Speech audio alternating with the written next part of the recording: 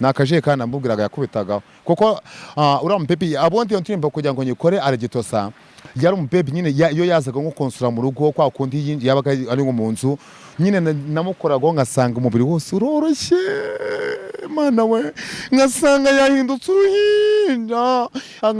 nyine umukobwa ufite imyaka nka 22 23 none njyewe none namanuka gato kwa kundi umanuka gato hahandi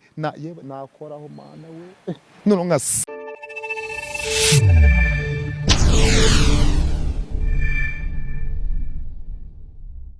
tanga nyine hatoze ahandi yabaga yicaye nyine ku ntebe ngasanga intebe ya se byagenze bitamvuga nako uyu mukobwa rero ko kwaragitoza none se nshyira ngo kubita kuri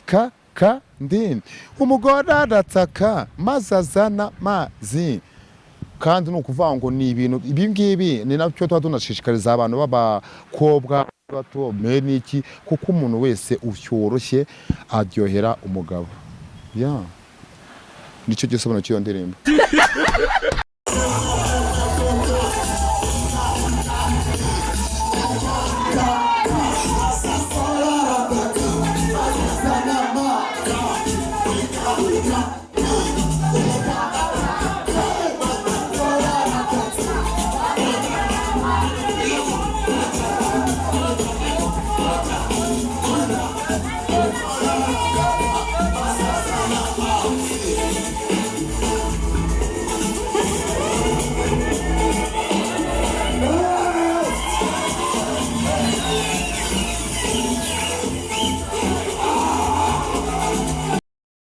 Ni benshi bakomeje kwibaza kuri iyi ndirimbo ya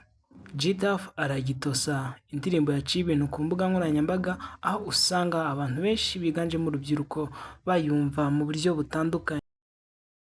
Benshi bakomeje kwibaza niba iyi ndirimbo itari buze gukururira ibyago G TAFF, gusa kugeza n'izi saha umuvugizi wa RIB Murangira THIERRY nta kintu aratangaza kuri iyi ndirimbo. Benshi bacitse ururondogoro kuri iyi ndirimbo ya G TAFF, indirimbo yumvikanamo amagambo akomeye cyane, gusa G TAFF nayo nk'uko yabitangaje mu rwenya rwinshi ati iyi ndirimbo yavugaga ku kajerekani, kubita kuri ka kajerekani.